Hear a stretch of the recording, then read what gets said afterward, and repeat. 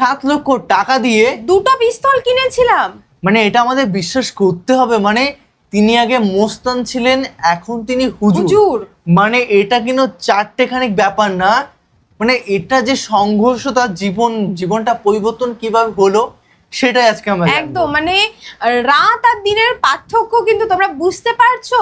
মানে একজন মস্তান তিনি এত মানে মোটিভেট হয়ে হুজুর। হ্যাঁ, নরমাল মানুষও যদি হয় এটা বিশ্বাস করতাম, কিন্তু হুজুর মানে তার লাইফটা এতটাই পরিবর্তন হয়ে গেছে, তো তার মুখ থেকে মানে বিষয়টা শুনবো যে বিষয়টা অ্যাকচুয়ালি কি। হ্যাঁ, কি করে এই পদক্ষেপগুলো নিয়েছিল, কি করে মানে এখান থেকে ওখানকার যাত্রা, মানে মস্তান থেকে হুজুরের যাত্রাটা পুরোপুরি আজকে আমরা জানবো, শুনবো। আর তোমরাও আমাদের কমেন্ট করে জানাবে যে এই হুজুরকে তোমরা কারা কারা চেনো বা চিনতে আগে থেকে। আর টাইটেল আছে আমি সেই রানা মস্তান। অবশ্যই তার জীবন জার্নি অবশ্যই শুনবো, এবং চ্যানেল যদি নতুন হয়ে থাকো চ্যানেলটিকে সাবস্ক্রাইব করে দেবে, পাশে থাকা বেল আইকনটা টাম করে বাজিয়ে দেবে, একটা লাইক করে দেবে। তো চলো আজকে ভিডিওটি শুরু করা যাক। 7 লাখ টাকা দিয়ে যদি পিস্তল কিনেছিলাম, 7 লাখ টাকা দিয়ে। পরে মুসলমান হওয়ার পরে নদীর পাড়ে যাইয়ে যতটুকু কুল আইছে শক্তিতে চাইলে ফেলা, নদীর মাঝখানে ফেলা, দুইটাই ফেলা দিছি। বেশি পরে 5 লাখ টাকা বেশি পারতাম, বেশি নি ফেলাই দিছি নদীর মধ্যে। দোয়া করবেন। কোন জায়গা ফেলাছি কই আপনারা, আপনি নিয়ে আসেন। তো যে পানি আছে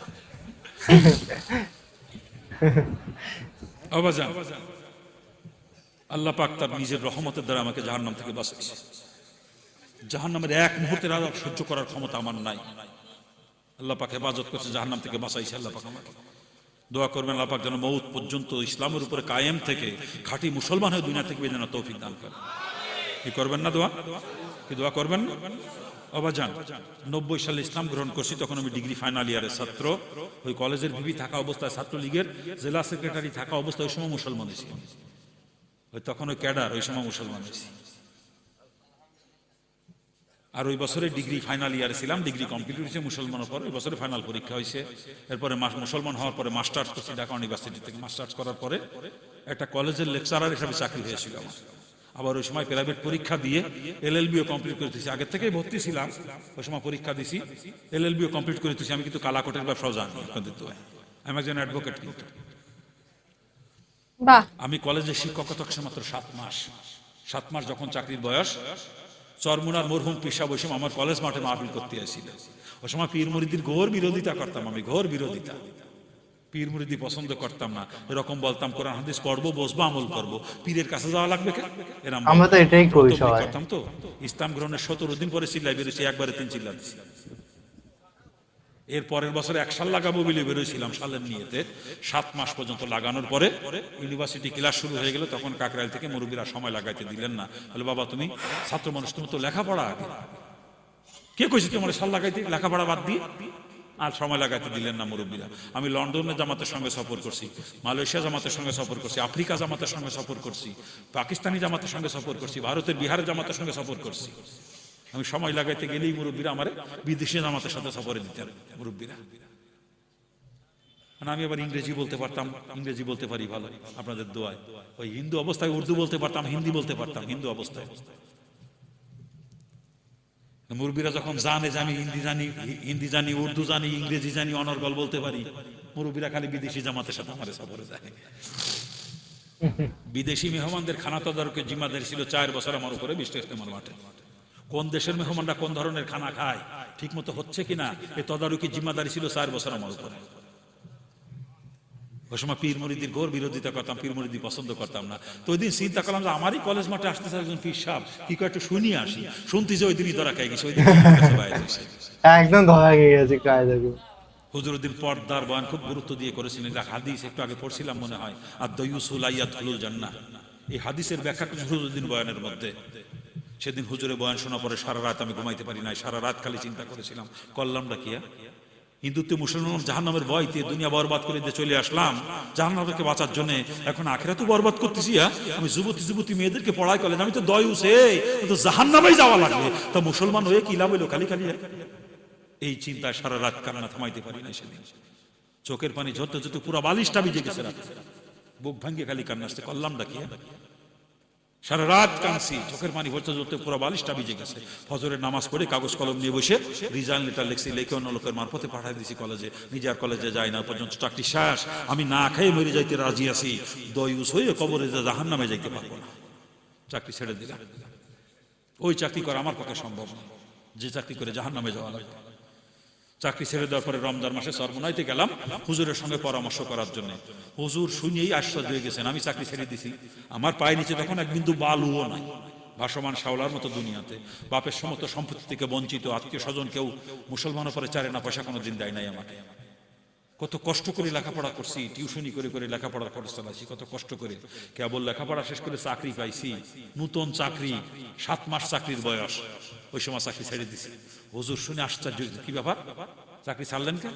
বললাম হুজুর মেয়েদেরকে পড়ানো লাগে, আমি দয়ুস হয়ে কবরে যাইতে পারবো না হুজুর, জাহান নামের আযাব আমি সহ্য করতে পারবো না, না খেয়ে মরে যায় তাতে আপত্তি নাই, কিন্তু আমি জাহান নামের আযাব সহ্য করতে পারবো না, এজন্য চাকরি ছেড়ে দিছি। আল্লাহর কুতুব বলতেছেন, আপনি যদি আগে আমার সঙ্গে পরামর্শ করতে আসতেন, চাকরি ছাড়ার আগে আমি পরামর্শ দিতাম যে অন্য কোনো ইনকামের রাস্তা চেষ্টা করে খুঁজে বের করার আগে চাকরি ছাড়িয়েন না, কথা বলতাম। কেন আপনার এই কষ্ট, এত কষ্ট আপনার জীবনে, এই জন্য আমি পরামর্শ দিতাম। তো যখন সাইডেই আইসেন চাকরি, এত কিছু করার নেই এখন, আমার পরামর্শ আপনি যদি আলেম হইতেন, আল্লাহ পাক মনে হয় আপনাকে দিয়ে কিছু খেদমত নিত।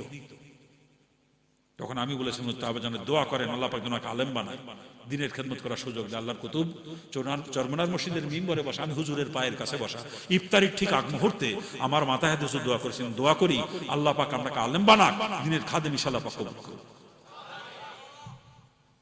হুজুর রোজার মাসে দোয়া করলেন, রোজার মাস বাইরে পার হয়ে গেল, শাওয়াল মাসে আমি মাদ্রাসা ভর্তিলাম, ঢাকা মিরপুরে বয়স্ক মাদ্রাসা, যেটা চেনেন অনেকে আপনারা, মাদ্রাসা দারুর রাশাদ, ওখানে ভর্তি দাওরা পর্যন্ত পড়ছি আপনাদের দোয়ায়।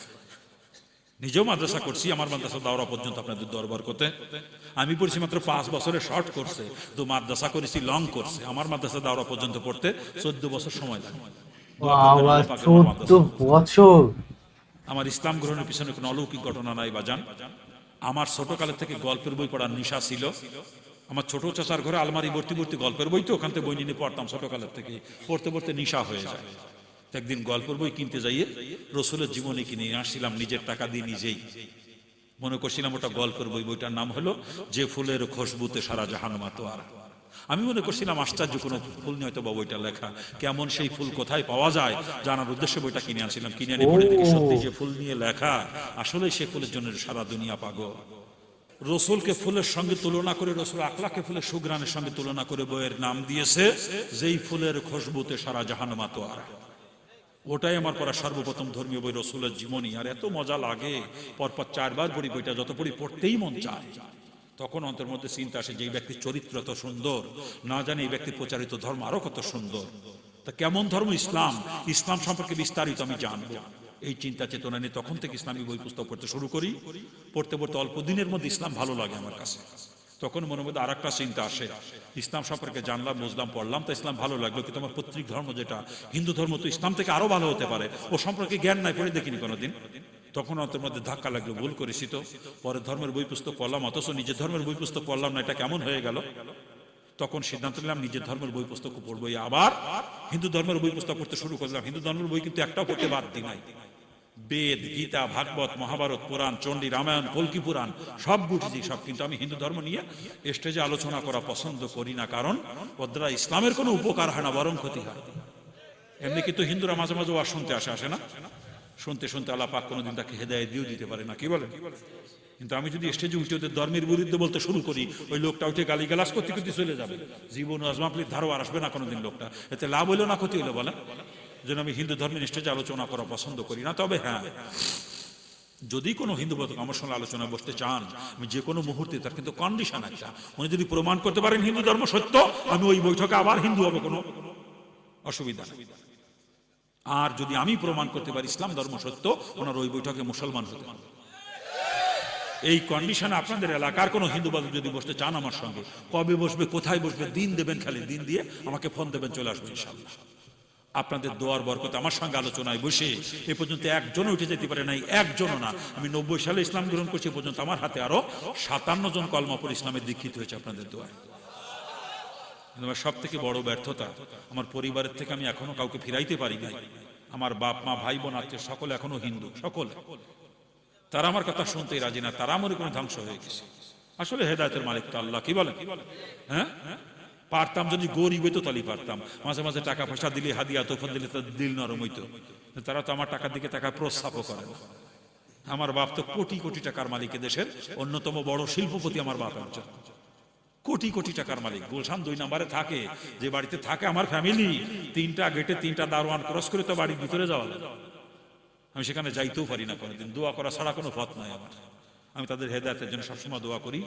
আপনাদের কাছে আমার দাবি থাকবে, খাস করে আমার মা বাপের হেদায়েতের জন্য একটু দোয়া করবেন। কি করবেন তো? হ্যাঁ বাবা জান, ইসলাম ধর্ম যে সত্য ধর্ম, এটা প্রমাণ করার জন্য কোরআন হাদিস লাগে না, আমি হিন্দুদের কিতাব দিয়ে প্রমাণ করি ইসলাম সত্য ধর্ম। হিন্দু ধর্মের মূল গ্রন্থ হলো বেদ, নাম শোনেন না? এই বেদ আবার 4 খণ্ডে বিভক্ত, ঋগ্বেদ, সামবেদ, যজুর্বেদ, অথর্ববেদ। জিজ্ঞেস করেন হিন্দু ভাইদের কাছে মিথ্যে বলি নাকি?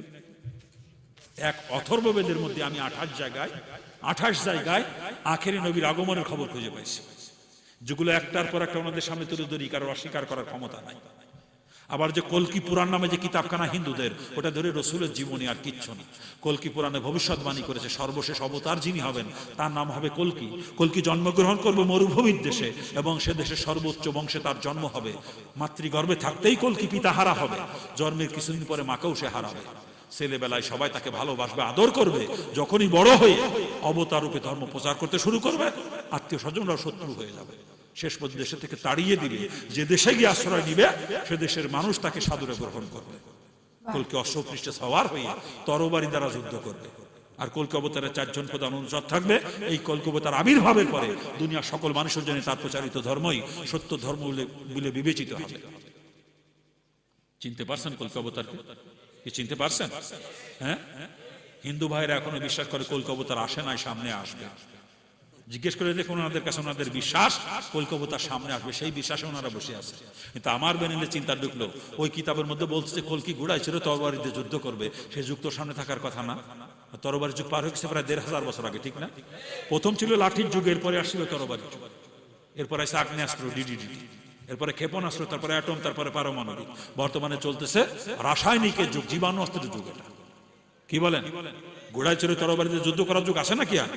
আমার বেরেনে চিন্তা ঢুকলো, কলকি অবতার যদি সত্যি সত্যি ঘোড়ায় চড়ে তরবারিতেই যুদ্ধ করবে, তাহলে তরবারির যুগেই তার আগমন হয়েছে। ওনারা চিনতে পারে নাই কে সেই কলকি। আমি খুঁজে বের করে ফেলাইছি। কলকি শব্দটা সংস্কৃত শব্দ, যার বাংলা অর্থ হচ্ছে প্রশংসিত। মোহাম্মদ শব্দের অর্থও প্রশংসিত। কলকি আর মোহাম্মদ সমার্থক শব্দ, ঠিক না? নামে মিলে গেছে যে কলকি সেই মোহাম্মদ। কি কান? হ্যাঁ। আর কলকি পুরাণে কলকি অবতার সম্পর্কে যত ভবিষ্যৎবাণী করেছে সব রসুলের সাথে মেলে না। ওই কলকি অবতারই হচ্ছেন আখিরি নবী মুহাম্মদুর রাসূলুল্লাহ সাল্লাল্লাহু আলাইহি ওয়াসাল্লাম। আমি সেই কলকি অবতারকে মেনে নিছি বা জানি, এটাই আমার পরিবর্তন, আর কিচ্ছু না। আবার খ্রিস্টান ধর্মের বই পুস্তক পড়তে বাদ দিই নাই। খ্রিস্টান মিশনারিতে যোগাযোগ করে ওদের মিশনারিতে যত বই ছিল সব পড়েছি। ইনজিলের অনুবাদ পড়তে যাইয়া ওর মধ্যে রসুলের আগমনের খবর পেয়ে গেলাম। ইনজিল তো আসমানি কিতাব, ওরা পরিবর্তন করছে, কিন্তু যত পরিবর্তনই করুক আল্লাহ পাকে নিদর্শন একেবারে মুছে ফেলে দিতে পারে নাই। ওর মধ্যে রসুলের আগমনের খবর পেয়ে গেলাম। এই জন্য আমি চ্যালেঞ্জ দিয়েছি, কোন খ্রিস্টানও যদি আমার সঙ্গে বসতে চায়, এই খ্রিস্ট ধর্ম এই যুগে সত্য, রসুলের আগমনের পরে আমি খ্রিস্টান ধর্ম গ্রহণ করবো, কোনো অসুবিধা নাই। আর আমি যদি প্রমাণ করতে পারি ওটা এককালে যদিও সত্য ছিল, মুহাম্মদ রাসূলুল্লাহ আগমনের পরে আল্লাহ পাক ওটাকে মনসুখ করে দিয়েছে, ওটা এখন বাতিল ধর্ম। যদি প্রমাণ করতে পারি তাহলে ওর ওই অশ্লীষে ওর ইসলাম গ্রহণ করা লাগবে। এই কন্ডিশনে যদি কোনো খ্রিস্টান বসতে চায়, কনফিডেন্স লেভেল যখন তখন, মানে এতটাই কনফিডেন্স না। খ্রিস্টান ধর্মের বই পড়তে জোর মধ্যে রসুলের খবর, ইসলামের খবর পাইলাম। হিন্দু ধর্মের কিতাবের মধ্যে ভুরি ভুরি পাইলাম ইসলামের খবর, রসুলের খবর। তখন আমার বুঝে এসে গেল রসুলের যাই ঠিক, ইসলামই সঠিক। এই বুঝ পাওয়ার পরে মুসলমান হিসেবে বাজান তার আগে না। আমার বাপ যদিও ধনী মানুষ, আমার কিন্তু কিছু নাই বাজান। আমি একটা টিনের ঘরে বসবাস করি, 15 শতক জমি কিনে টিনের ঘর করে সেখানে বসবাস করি। ওটুকু করার খেয়াল ছিল না। মুসলমানের চিন্তা ভাবনা করতাম বাড়িঘর তোর কবর নিয়ে যাইতে পারবো না, বাড়িঘর দেবে কি খালি খালি, যেখানে থাকতেও পারবো না 2 দিন পরে, সাথে করে নিতেও পারবো না। ওর দরকার নেই, গাছতলায় কাটা দেওয়ার মতো ভাড়া বাসায় কাটা দেবো, যে কদিন বেঁচে থাকে ভাড়া বাসায় কাটা দেবো, গাছতলায় কাটানো। ভাড়া বাসায় থাকতাম, তো তো ভাড়া বাসায় পর্দা রক্ষা করে চলা খুব কষ্ট হয়, খুব কষ্ট। একদিন দুপুর বেলায় জ্যৈষ্ঠ মাসে প্রচন্ড গরম, হ্যাঁ অত্যাধিক গরম। হওয়ার পরে বিয়ে করছি, ইসলাম গ্রহণ করছি 90 সালে, বিয়ে করছি 96, ডিগ্রি পড়া অবস্থায় মুসলমান হয়েছি, ওই সময় বিয়ে করেন না।